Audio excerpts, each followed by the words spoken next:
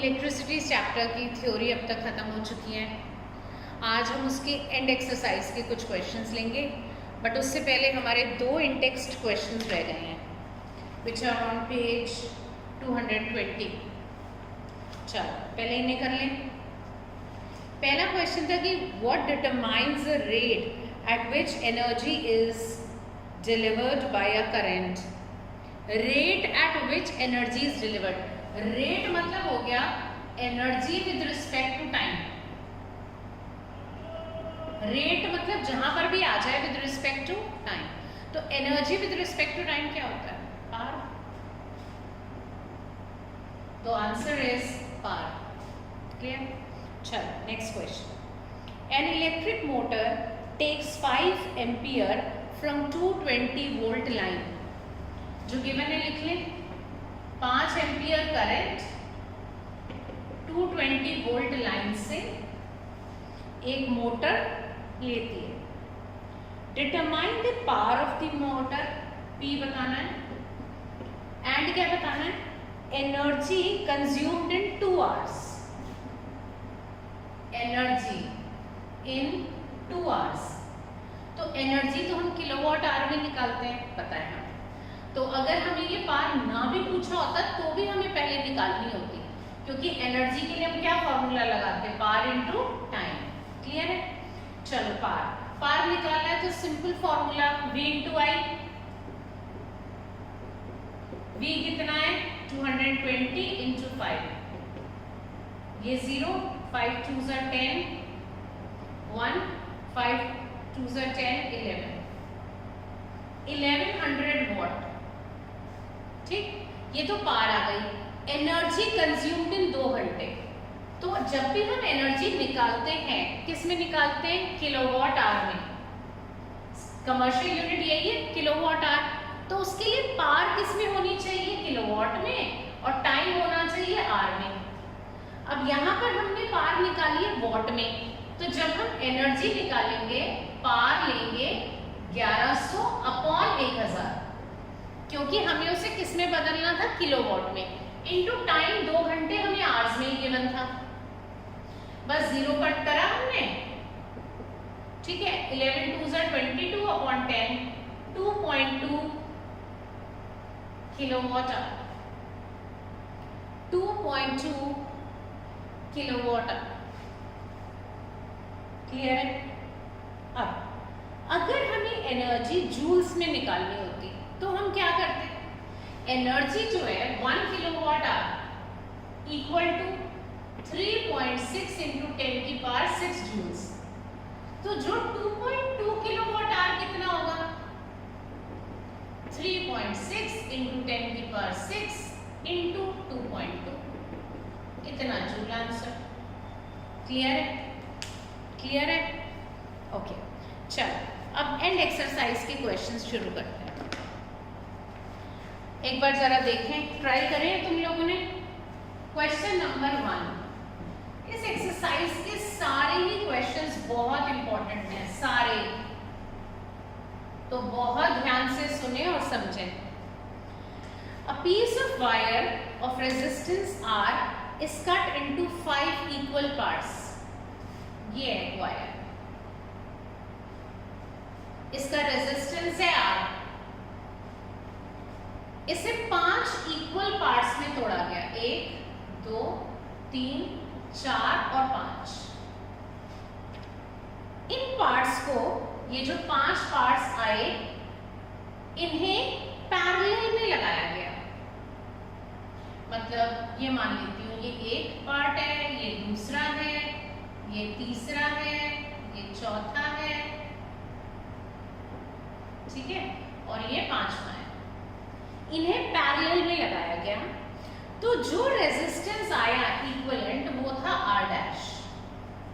Parallel में लगाने के बाद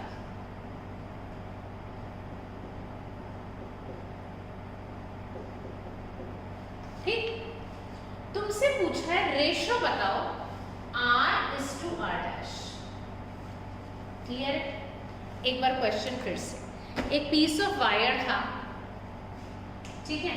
अब पीस ऑफ वायर की लेंथ मान लेते हैं L थी। तो उसका रेजिस्टेंस कितना था R।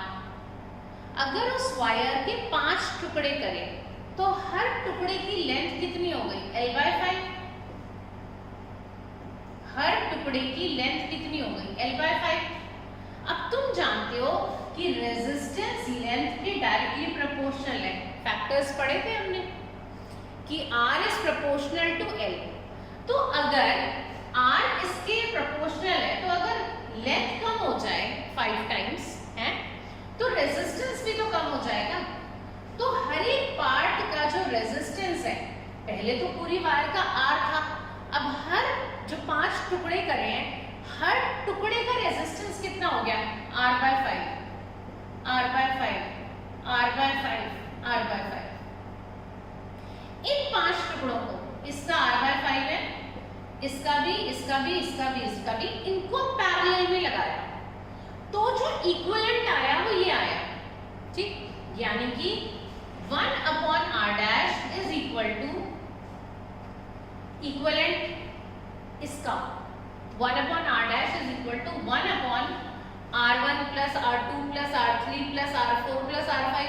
अब ये R1 कितना है, R/5 plus 1/R/5 plus 1/R/5, ऐसा 5 बार, यानी कि 1/R' इक्वल टू 5/R। ये ऊपर चला गया, plus 5/R plus 5/R plus 5/R plus 5/R। ठीक है, एलसीएम लिया, कितना आया, R 5 5 5 5 25।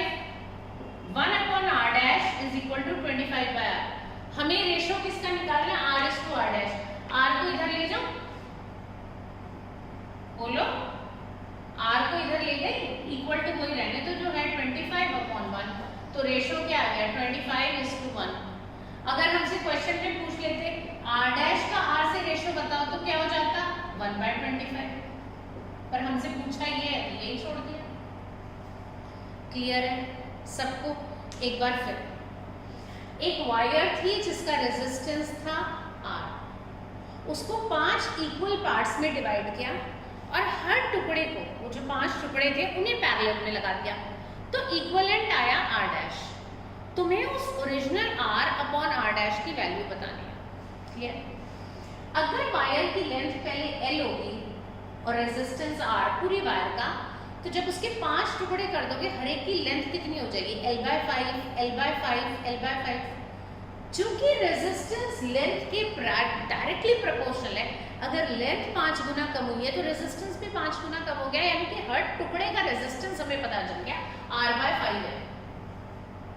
जब इन्हें पैरेलल में लगाया तो R' है टोटल इक्विवेलेंट, तो 1/R' is equal to 1/R/5, ये R1 हो गया, 1 प्लस 1/R/5, ये R2, ये R3, ये R4, 5 वैल्यू रखी। अब ये 1/R/5 को जब हमने करा सॉल्व तो 5/R ये ऊपर चला गया, एलसीएम लिया, R 5 को 5 बार ऐड किया 25, इसको इधर ले गए, R इसको R' पूछा गया था, 25:1 is the answer. Clear? Good. Second question,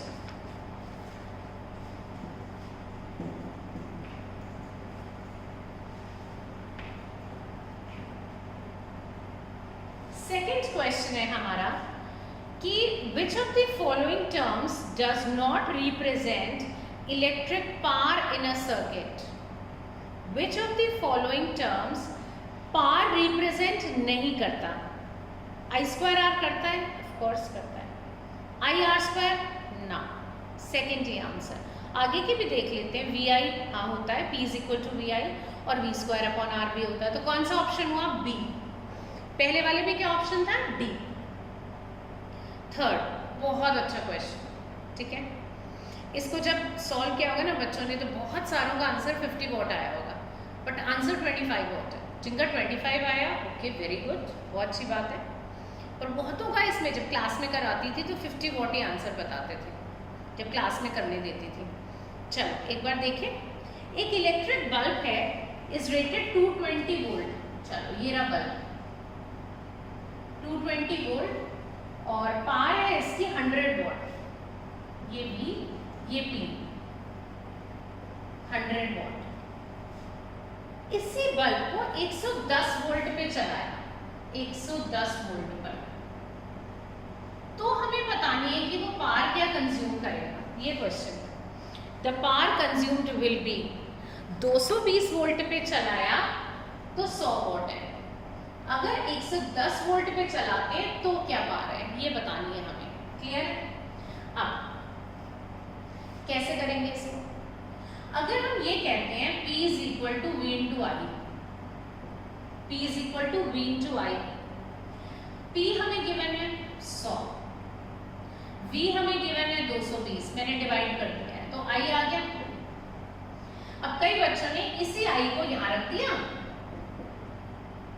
ठीक है, जो आया, और P निकाल दिया VI से, राइट?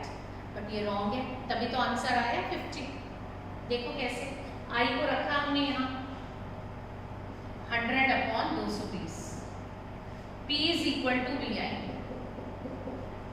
अब P तो निकालना है, V 110 है, इंटू ये 100 अपॉन कितना 220, 0 से 0 कटा, 11 चूजा और 2, कह रहे ऐसे ही तो होगा, नहीं होगा ऐसे, रॉन्ग है ये। क्यों रॉन्ग है?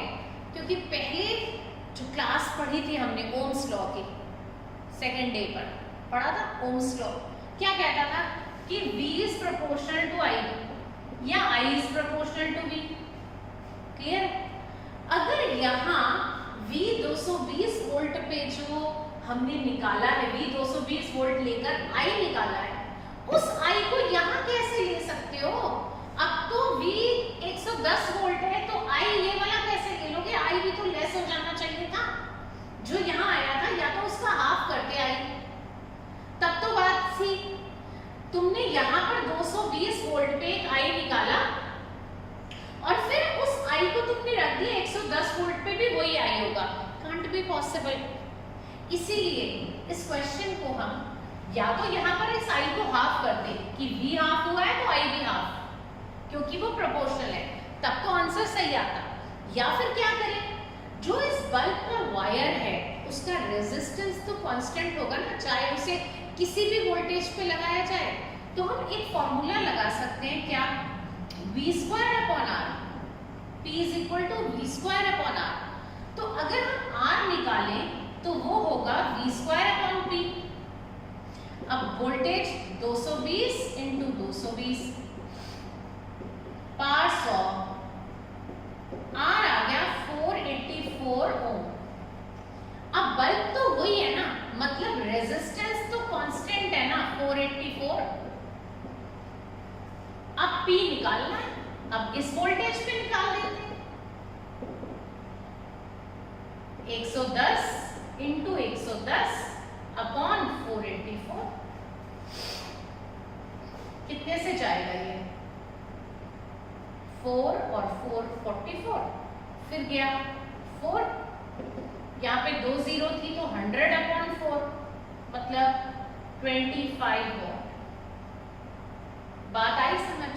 25 वॉट, क्योंकि जो बल्ब का रेजिस्टेंस है वो तो कांस्टेंट है। I जो इस केस में निकला वो I यहाँ तो ले नहीं सकते ना, V और I प्रोपोर्शनल होते हैं। अगर यहाँ भी 220 वोल्ट पे जो आया है I उसको 110 वोल्ट पे, वो I कैसे ले लोगे? तो वो लेते तो आंसर वुड बी रॉन्ग। या तो क्या करते हो, उस I को हाफ करते, क्योंकि जब V हाफ हुआ तो I भी हाफ होगा, तब निकालते तो 25 ही आता, या फिर R वाले फॉर्मूला से निकाल दो। क्लियर है? क्योंकि रेजिस्टेंस तो बल्ब का चेंज नहीं होना, किसी भी वोल्टेज पे चलाओ, चाहे 220 पे चाहे 110 पे। क्लियर है? क्वेश्चन नंबर 4 क्लियर है? ये रब कर दूं मैं?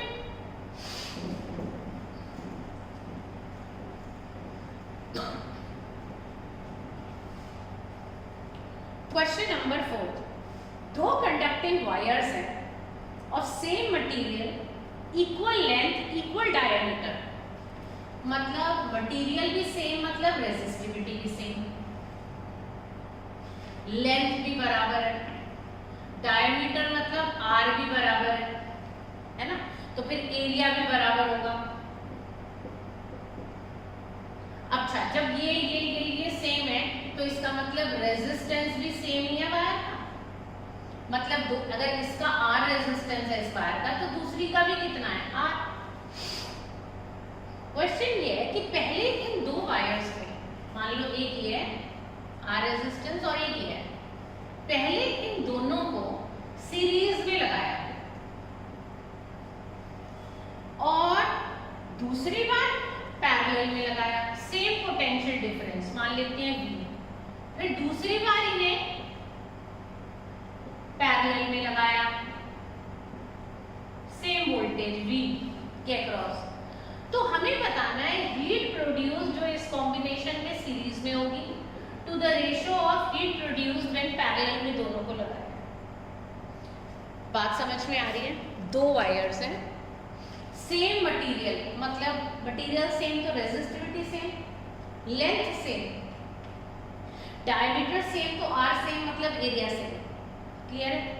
तो रेजिस्टेंस भी सेम ही हो, ये वायर का भी R, ये का भी R। इन दोनों को पहले सीरीज में लगाया V वोल्ट के अक्रॉस, फिर दोनों को पैरेलल में लगाया V वोल्ट के अक्रॉस। तुम्हें हीट प्रोड्यूस जो यहाँ हुई जब उन्हें सीरीज में लगाया, टू द रेशियो बताना है हीट प्रोड्यूस जो पैरेलल में हुई जब इन दोनों को पैरेलल में लगाया था V वोल्ट के साथ। क्लियर है? चलो, हीट का फॉर्मूला सब जानते हैं, बोल दो जरा। हीटिंग इफेक्टिव करंट पढ़ चुके हो, क्या फॉर्मूला है? जूल्स लॉ ऑफ हीटिंग क्या कहता है? H is equal to I square RT। H is equal to I square RT। Total की बात हो गई।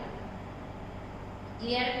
अब एक बात है, यहाँ पर V जो है वो दोनों का सेम है, तो क्या मैं इस I स्क्वायर वाली जगह पर V square upon R square लिख सकती हूँ? क्योंकि I V by R होता है, तो R एक R यहाँ कट गया, ये मेरा फॉर्मूला आ गया। Heat is equal to V square upon R into t. ये भी लिख सकते हैं इसकी जगह, एक ही बात है। अब मैं V इसलिए लाई क्योंकि दोनों में V वोल्टेज सेम थी। I सेम नहीं हो सकता, I यहाँ पर सीरीज में लगाते तो टोटल R कुछ और, V कुछ और, तो टोटल I कुछ और होता। यहाँ पर कुछ और होता, क्योंकि इनको पैरेलल में लगाया तो टोटल R कुछ और, V कुछ और। ठीक है, तो दोनों में V सेम है। ओके भाई, V सेम है, R तो अलग हो गई और T टाइम। ठीक है, तो पहले सीरीज में अगर मुझे निकालना है कि क्या हीट प्रोड्यूस होगी, V तो V स्क्वायर है, R क्या होता, टोटल R क्या होता? अगर ये दो लगे हैं तो total R would be 2R। Total R is equal to R plus R, 2R into T। ये आ गई मेरी इक्वेशन 1। हीट प्रोड्यूस जब इन दोनों रेजिस्टेंसेस को सीरीज में लगाया, जब इनको पैरेलल में लगाया HP, तब हीट प्रोड्यूस कितनी हुई? V स्क्वायर तो V स्क्वायर है ही बेटा। टोटल R क्या होगा? 1 अपॉन R डैश मान लेती हूँ is equal to 1 upon R plus 1 upon R, मतलब 2 by R। 1 upon R dash equal to 2 by R, तो R डैश क्या होगा? R by 2, R by 2। तो टोटल जो यहाँ पे रेजिस्टेंस लिखना था वो क्या लिखूंगी? R बाय 2 इंटू T, तो ये T था, ये बन गई मेरी इक्वेशन 2। बात समझ में आ रही है? चलो, अब हम क्या करते हैं, इक्वेशन 1 को, ये चीज समझ में आ गई, रब कर दो। इसका टोटल रेजिस्टेंस निकालना आ गया R बाय 2। ये 1 बाय R 2 बाय R था, तो मुझे तो R डैश टोटल R चाहिए था ना, तो मैंने R बाय 2 कर दिया। क्लियर? अब ये इक्वेशन 2 आ गई। अब हमें निकालना है क्वेश्चन में हीट प्रोड्यूस जब दोनों को सीरीज में लगाया, टू द रेशियो हीट जब दोनों को प्रोड्यूस हुई जब पैरेलल में लगाया, HS अपॉन HP। HS बोल दो क्या है? V square upon 2RT upon, ये बोल दो V स्क्वायर अपॉन, अब यहां पर एक चीज कर लेती हूँ, ये R बाय 2 था तो इसको यहाँ लिखती हूँ 2 को ऊपर।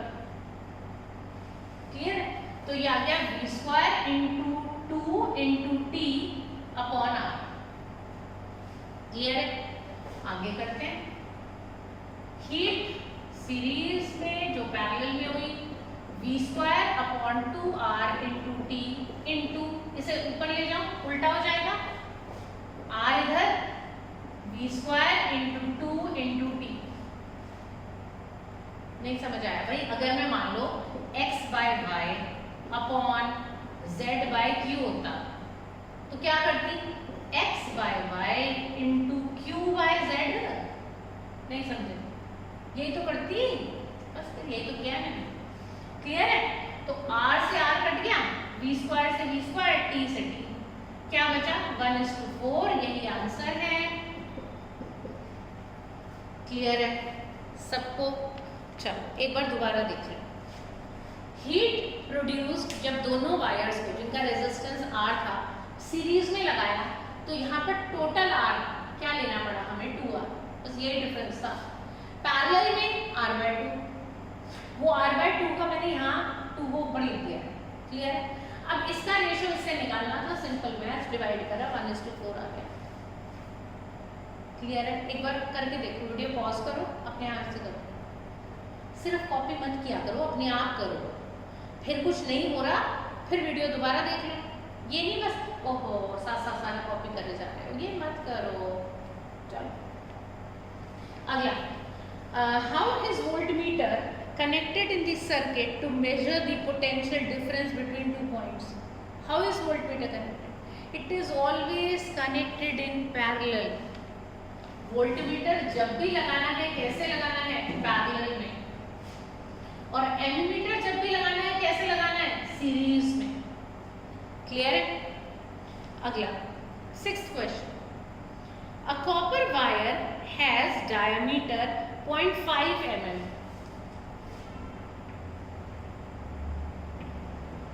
0.5 mm डायमीटर है तो रेडियस तो अपॉन 2 हो जाएगा ना। मिलीमीटर है, मीटर में बदलना पड़ेगा, 10⁻³ metre. Resistivity 1.6 into 10⁻⁻8 ohm metre. What will be the length of the wire? L निकालना है। To make a wire of resistance 10 ओम, कितनी लेंथ लें कि उसका रेजिस्टेंस 10 ओम आ जाए? ये क्वेश्चन है। ठीक है, एक और सेकंड पार्ट है पर पहले यही कर लेते हैं। अब फॉर्मूला तुम सब जानते हो, R is equal to rho L upon A। Area, अब वायर है तो एरिया क्या? πr²। चलो क्लियर है? क्लियर है? तो अब अगर हमें क्या निकालना था बेटा? लेंथ निकालनी है, तो लेंथ के लिए क्या लिख सकती हूँ मैं? R into πr² upon rho. यही होगा?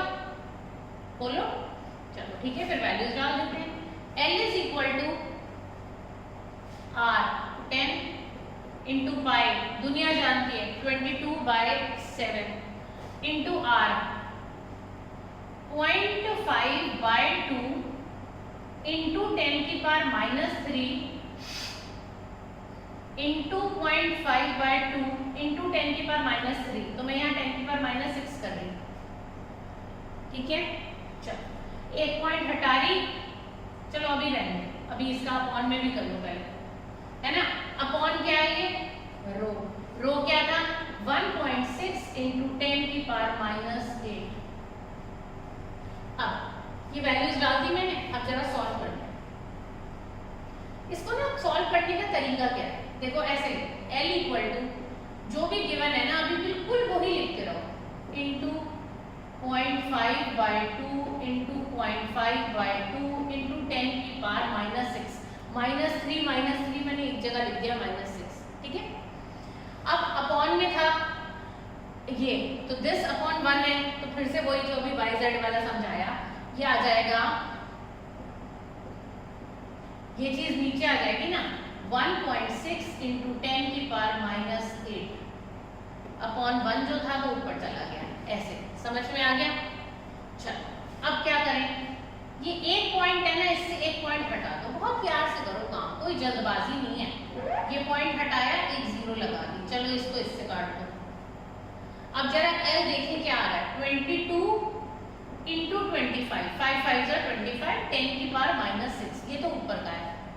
नीचे 7 2 14, 14 2 28। चलो इंटू 16 इंटू 10 की पावर -8, तो -8 वाली चीज को ऊपर ले जाओ +8, ठीक है। अब ये काट देती हूँ, चलो 11 और ये काट देती हूँ 14 2 से, तो 11 इंटू 25 अपॉन 14 इंटू 16 इंटू 10 की पावर 2, तो मतलब 10 की पावर 2 मतलब यही तो हो गया। अब ये सिंपल सा मैथ्स है, इसे इससे मल्टीप्लाई करो, फिर इससे डिवाइड कर दो मल्टीप्लाई करके इन दोनों को, पहले आंसर आ जाएगा 122.7 मीटर। क्लियर है? क्लियर है सबको कैसे करना है हमें? ओके, नेक्स्ट आता है हमारा, इसी में एक और पार्ट भी था, वो ये था कि क्या रेजिस्टेंस होगा अगर डायमीटर को डबल करते हैं, तो what would be the new resistance? Resistance क्या होता है बताओ? Rho l upon pi r square, ये होता है, यानी कि आर, रेजिस्टेंस आर इस आर पर इनवर्सली प्रोपोर्शनल, अगर इसे बढ़ाओगे तो ये कम होगा, तो इसे कहाँ है डबल कर दो। डबल कर दो मतलब जो नया आर डैश होगा वो होगा रो एल अपॉन पाई 2r का स्क्वायर। अगर तुम डायमीटर डबल कर रहे हो तो रेडियस भी तो डबल हो जाएगा, तो ये आ जाएगा rho l upon 4 pi r square, 2 2 4, pi का पाई लिख दिया, आर स्क्वायर। इस rho l pi r square को क्या कहते हैं? आर, ये देख लो, r/4, यानी कि जो नया रेजिस्टेंस है वो क्या होगा? पहले वाला कितना था? 10/4 मतलब 2.5 ओम। बात समझ में आई? एक बार फिर से, आर, ये तो फॉर्मूला है, इन्होंने कहा कि रेजिस्टेंस पे क्या फर्क पड़ेगा, मतलब नया रेजिस्टेंस बताओ आर डैश, अगर आर जो डायमीटर है ना उसको डबल कर दो, अरे डायमीटर को डबल करोगे तो रेडियस भी डबल हो जाएगा ना, तो आर की जगह मैंने क्या लिख दिया? 2r, अब 2r का होल स्क्वायर हो गया, r dash is equal to rho l upon 4 pi r square. अब ये चीज क्या थी बताओ? ये तो r है ना, मेरा 10/4 2.5। क्लियर है सबको? चलो क्वेश्चन नंबर 6 हो गया, 7th पे आते हैं। 7th में ग्राफ बनाना है हमें, ठीक है? 7th क्वेश्चन है ग्राफ ड्रॉ करना है, ओके?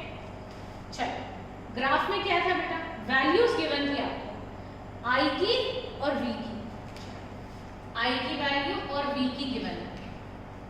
सिंपल पेपर पे भी बना सकते हो, 0.5 1 1.5 यही है, सॉरी 2 है, फिर 3 है, फिर 4 है, एम्पियर्स में है ये, और ये है वोल्ट में। 1.6 3.4 6.7 10.2 13.2। क्लियर है? तुम्हें वीआई ग्राफ प्लॉट करना है और रेजिस्टेंस पता करना है, सिंपल सी बात। वीआई ग्राफ लो, इधर आई इधर भी कर सकते हो, तुम्हारी मर्जी है, ठीक है? आई तो इक्वल चल रहा है, तो चलो ठीक है, 1.5 2 2.5 3 3.5 4, मैंने 0.5 का डिफरेंस ले लिया एम्पियर में। क्लियर है? और वोल्टेज 1 3 6 10, तो 2 का ले लेते हैं, 2 4 6 8 10 12 14 हो जाएगा, ये वोल्टेज है, ठीक है? वोल्ट में, और ये है एम्पियर में जो करंट है। पहली वैल्यू 0.5 1.6, अब ये 0 है, ये 2 है, तो 1 यहाँ होगा, 1 यहाँ है, 2 यहाँ है, तो 1.5 इसके बीच में होगा। अब उससे जरा सा ऊपर 1.6, मतलब ये लगा पहला पॉइंट। समझ में आया कैसे करना? दूसरा 1, चलो भाई 1। अब 3.4, ये 2 है, ये 4 है, तो 3 कहीं बीच में होगा, इनके बिल्कुल हाफ में लगा दो, 3.5 उसके बिल्कुल हाफ में होगा, 3 और 4 की वैल्यू के बीच में 3.5, तो 3.5 से जरा सा नीचे, ये सेकंड पॉइंट बन गया। क्लियर? डॉटेड में